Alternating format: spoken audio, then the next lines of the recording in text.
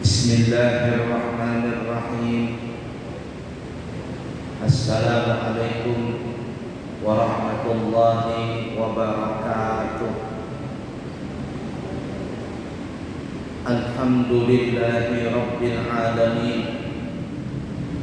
Allahumma salli wa sallim ala sayyidina wa nabiyyina wa maulana Muhammadin Sayyidil Anbiya wal Mursalin wa ala alihi wa ashabihi wa azwajihi wa dhurriyyatihi wa man tabi'ahum bi ihsanin ila yaumiddin, amma ba'du. Bapak Ibu para jamaah sekalian yang disayangi Allah dan dicintai Allah, para ulama kita menyebutkan bahwa ibadah yang kita lakukan dalam keseharian kita itu kaitannya terbagi menjadi 4 bahagian. Yang pertama, ada ibadah yang berkaitan dengan fisik saja, yang berkaitan dengan badan saja. Contohnya seperti melaksanakan sholat, baik yang wajib ataupun yang sunnah. Ketika kita melaksanakan sholat tersebut, itu hanya berkaitan dengan badan saja, sehingga apabila ada orang yang sehat walafiat, maka wajiblah dia sholatnya sambil berdiri tegak sempurna. Kalau dia tidak mampu sholat sambil berdiri, maka dia melaksanakan sholat dengan cara berbungkuk, berdiri tapi sambil bungkuk. Kalau tidak bisa juga, maka dia sholat sambil berdiri dengan memegang atau bertopang dengan satu benda, mungkin itu tongkat atau dinding dan lain sebagainya. Kalau tidak bisa juga, maka dia sholat berdiri dengan kedua lututnya. Kalau tidak juga mampu, maka dia sholat sambil duduk. Dan duduk yang paling afdal adalah duduk iftirash atau duduk seperti duduk tasyahud awal. Kalau nggak mampu, maka boleh duduk dengan cara apapun juga, mau bersila, mau selonjoran, behunjur kata orang Banjar, atau dengan gaya apapun juga boleh. Kalau tidak bisa sholat sambil duduk, maka salatnya adalah dengan cara bermereng, tidur sambil bermereng. Boleh kepala ke arah timur, kepala ke arah utara, kaki selatan, atau sebaliknya, kepala selatan, kaki utara. Yang penting dia punya dada bermereng dan menghadap ke arah kiblat. Kalau tidak mampu juga, maka boleh sholatnya sambil berebah, bertelentang, dengan diangkat dia punya kepalanya diangkat. Kalau di rumah sakit itu kan ada ranjang yang bisa dinaikkan, dia punya kepala. Kalau tidak mampu juga, sholat bertelentang saja. Kalau tidak bisa juga, sholat menggunakan kelopak mata. Allahu Akbar, Allahu Akbar, Allahu Akbar. Kalau nggak bisa juga, sholat memakai hati. Siapa tahu umpama na'udzubillah min dzalik, nasrullah as-salamata wal afiyah, ada orang yang sekujur tubuhnya itu diperban umpama, habis kena luka bakar dan sebagainya, dia mau sholat, maka sholatnya pakai hati. konsentrasi dia lagi ruku, konsentrasi dia lagi sujud, konsentrasi dia lagi berdiri dan seterusnya. Cuman dalam kondisi yang terakhir ini mazhab Abu Hanifah mengatakan kalau orang sholat itu pakai hati sebaiknya nggak usah sholat. Kenapa? Biasanya orang seperti itu tidak lama lagi sudah akan pindah alam, alias orangnya nggak sadarkan diri seperti itu. Ala kulli hal. Nah kalau seandainya nggak bisa juga, ya terakhir berarti orang itu disolatkan. Nah coba kita perhatikan masalah sholat ini.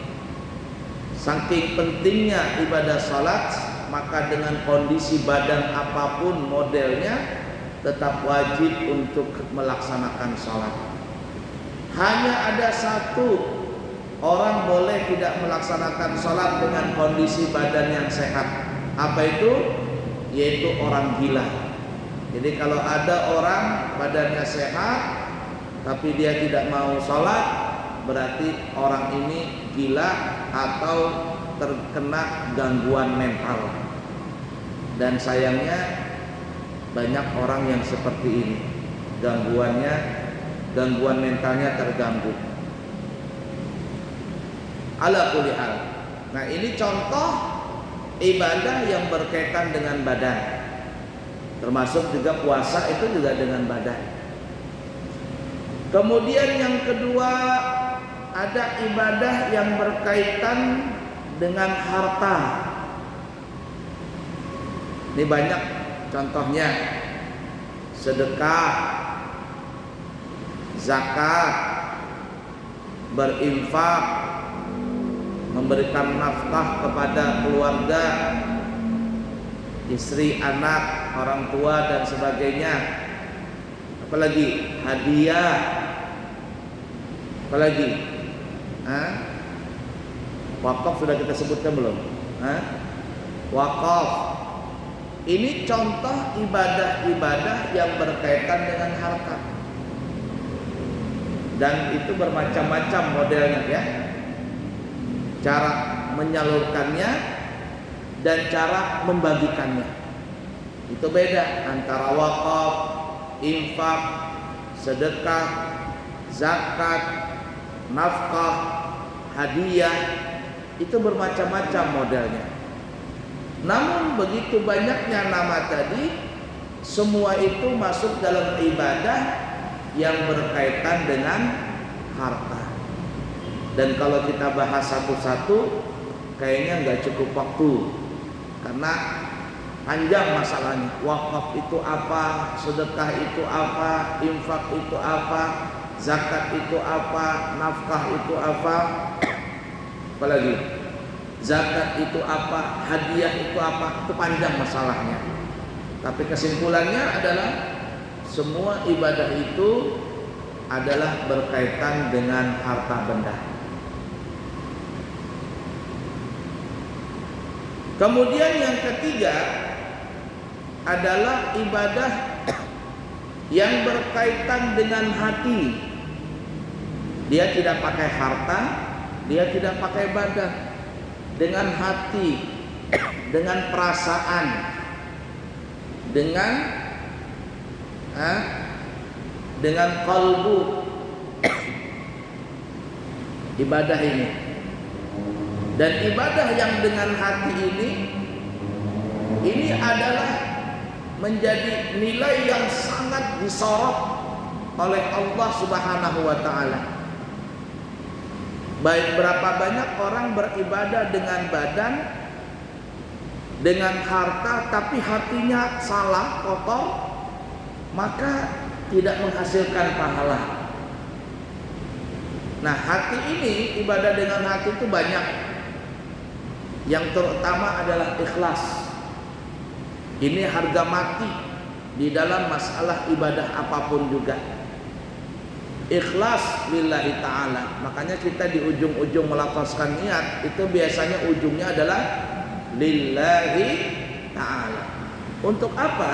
Untuk mengingatkan kepada kita bahwa kita ibadah ini bukan karena manusia, bukan karena takut sama bos, bukan mencari perhatian dengan lawan jenis, bukan mencari perhatian dengan atasan.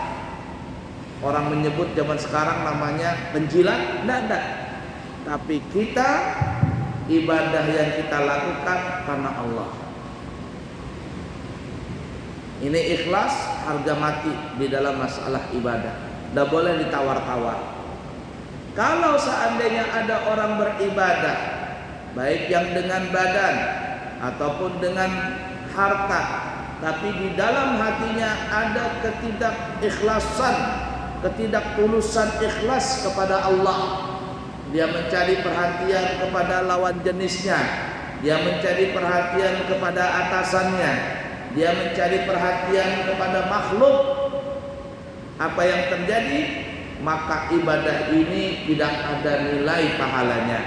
Ini yang disebut oleh ulama para ahli tasawuf adalah yang disebut syirik khafi, syirik yang tidak kelihatan, syirik yang tersamar, yang tahu cuman Allah Ta'ala,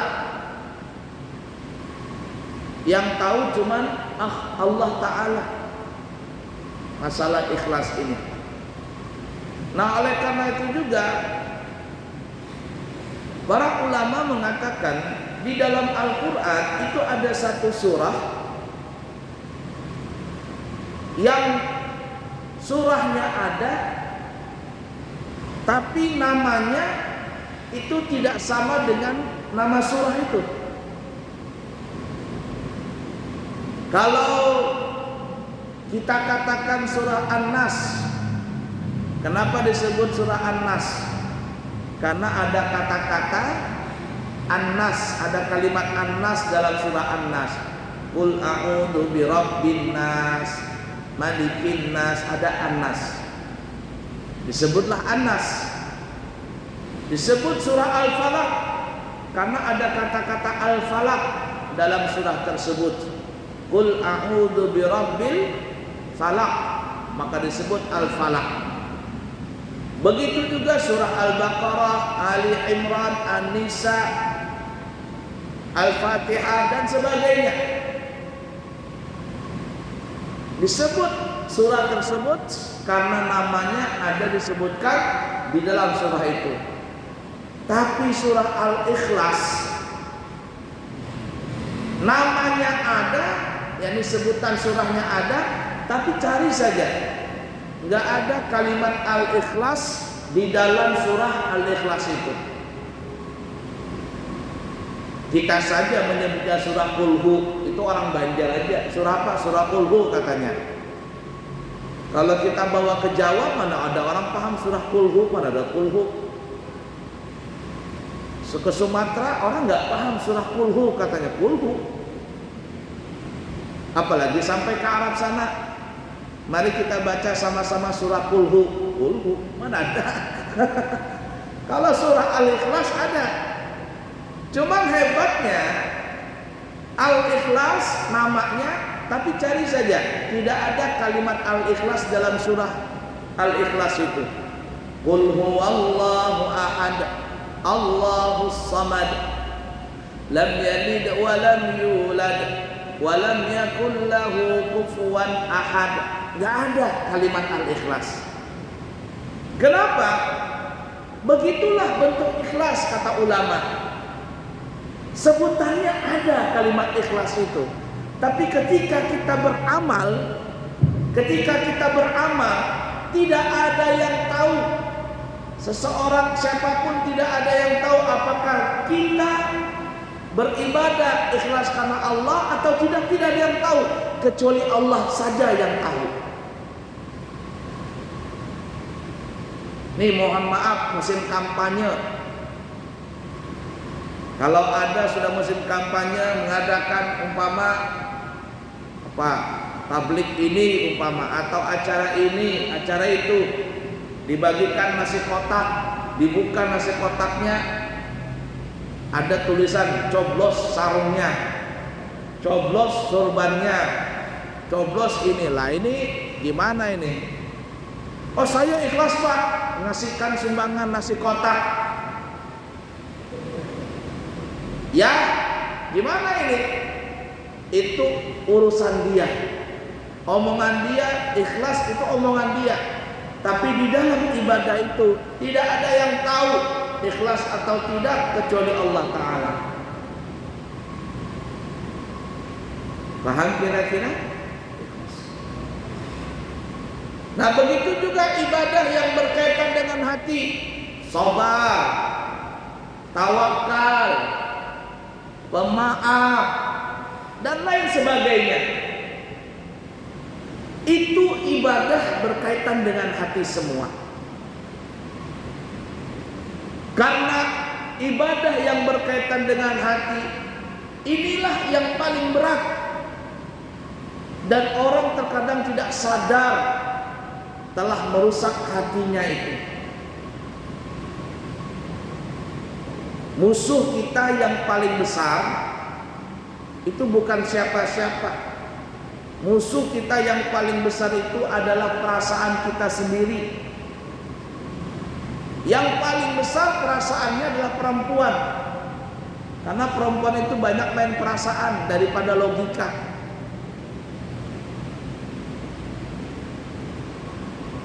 Kharajna raja'na min jihadil asghar ila jihadil akbar. Setelah peperangan Badar selesai, Nabi kita Muhammad sallallahu alaihi wasallam bersabda, kata Nabi, kita baru saja selesai perang yang kecil dan sebentar lagi kita akan menuju perang yang besar. Para sahabat bingung dan bertanya, ya Rasul, apakah perang Badar ini engkau anggap kecil? Kita perang dengan kondisi senjata yang minim. Jumlah kita 313 orang. Kaum kufar Quraisy berjumlah 1000 orang. 1:3. Mereka dengan persenjataan yang banyak.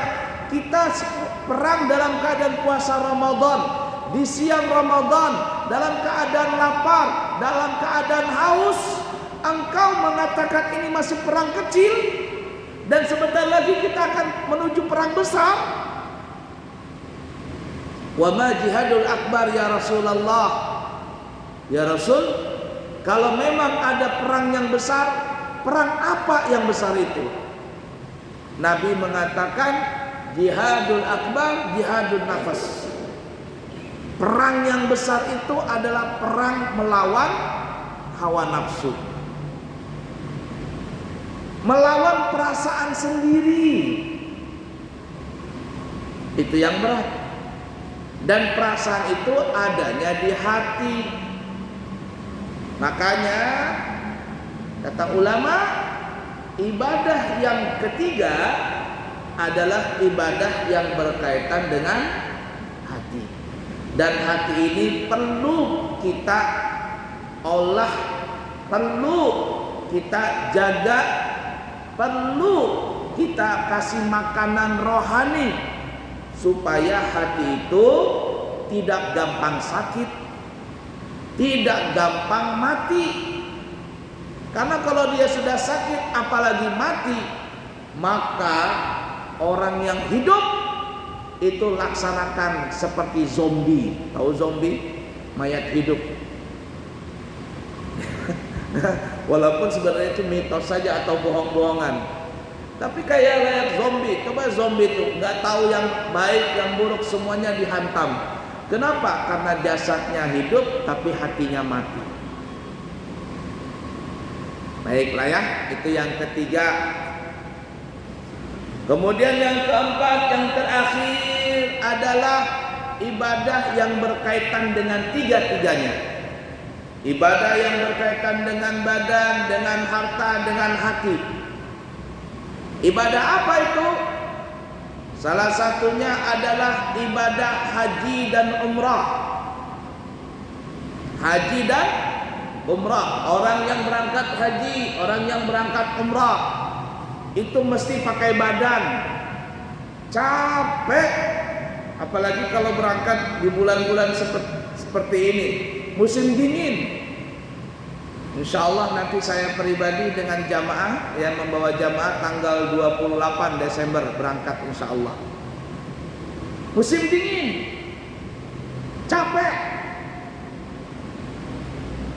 Dengan harta, tidak mungkin orang berangkat haji atau berangkat umrah nggak pakai harta. Pakai harta. Oh saya digratisin, ya tetap saja ada orang yang bayarin.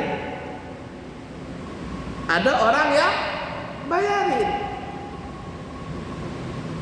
Kecuali seperti Doraemon, buka pintu kemana saja bisa, buka sampai ke Mekah. Zaman sekarang susah orang cari keramat seperti itu. Nah ini. Kemudian pakai hati, pakai perasaan, sabar. Banyak orang yang berangkat haji atau orang yang berangkat umrah itu nggak sabar.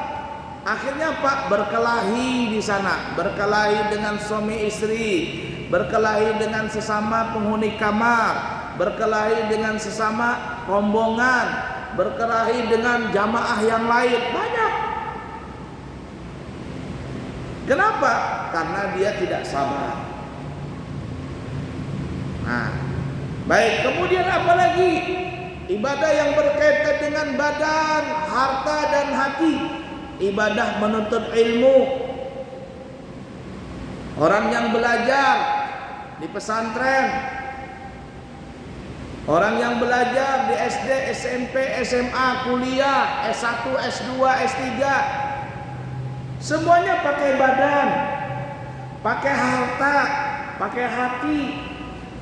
Banyak orang yang gagal belajar karena hatinya nggak kuat, gagal dalam menuntut ilmu.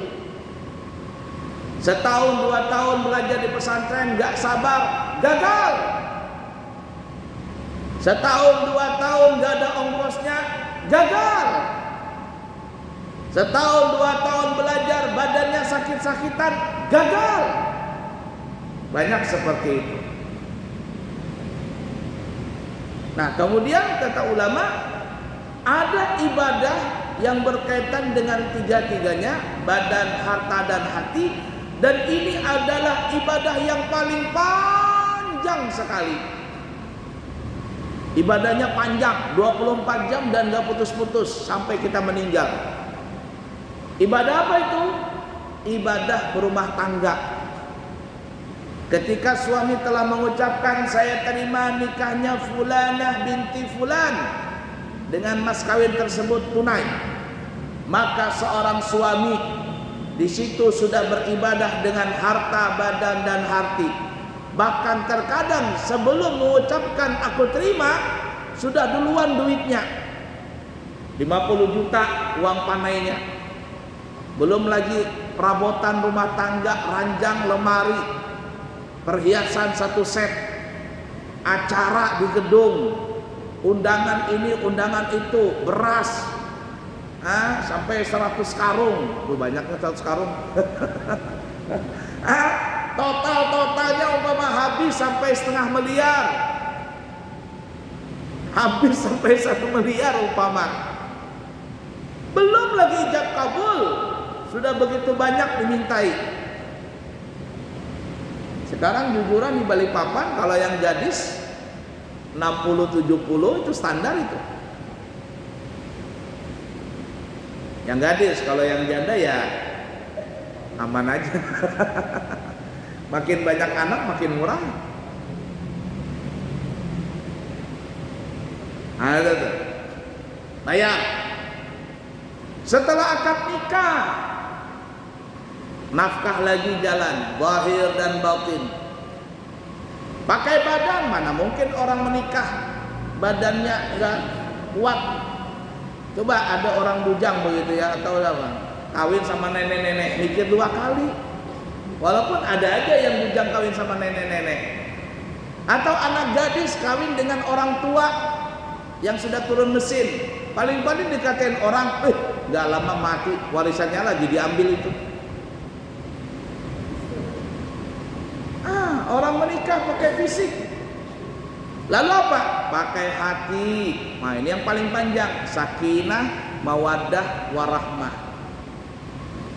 Hampir, dan bisa dikatakan hampir semua orang yang berumah tangga, nggak mungkin rumah tangganya itu nggak pernah berkelahi. Ada nggak kira-kira berumah tangga di sini, bapak-bapak, ibu-ibu, selama berkeluarga, suami istri nggak pernah kelahi? Nggak mungkin. Ada aja berkelahi.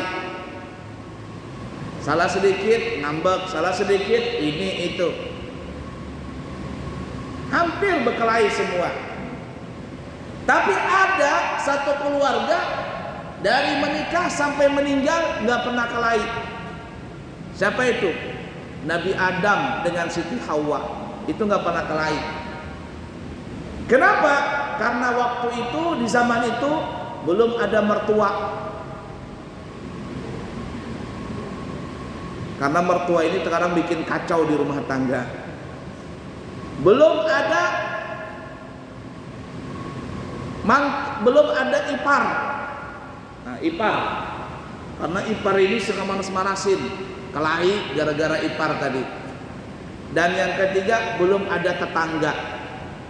Karena belum ada yang tiga ini, Nabi Adam dengan Siti Hawa damai tentram sampai meninggal dunia.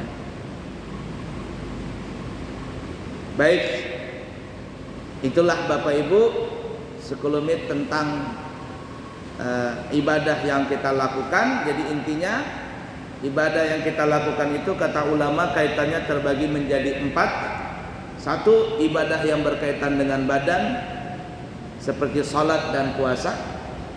2, ibadah yang berkaitan dengan harta seperti zakat, sedekah, infak, hadiah, wakaf, nafkah. Yang ketiga, ibadah yang berkaitan dengan hati, ikhlas, tawakal, pemaaf, sabar, dan lain sebagainya. Dan yang keempat, ibadah yang berkaitan dengan tiga-tiganya, badan, harta, dan hati.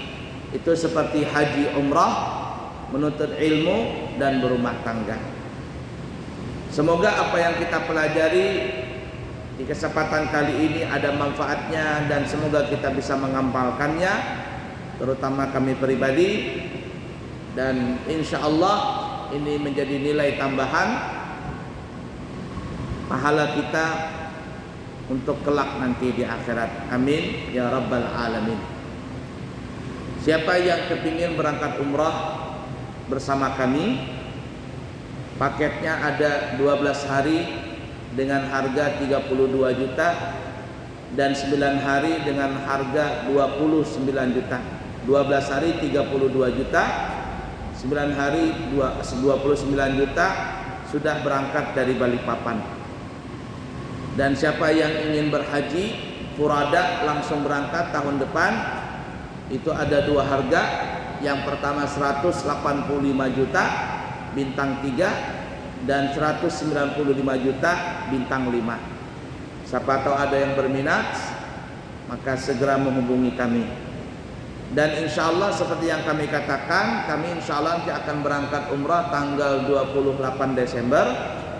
Siapa tahu ada yang kepingin membadalkan umrah untuk keluarganya yang telah meninggal dunia, insya Allah kami siap untuk membadalkannya. Untuk masalah bisyarah atau ujrahnya nanti bisa dibicarakan lewat WhatsApp atau berhubungan dengan kami langsung. Kiranya cukup sekian. Subhanakallahumma wa bihamdika asyhadu an la ilaha illa anta astaghfiruka wa atubu ilaik. Wa akhiru kalam, wassalamu alaikum warahmatullahi wabarakatuh.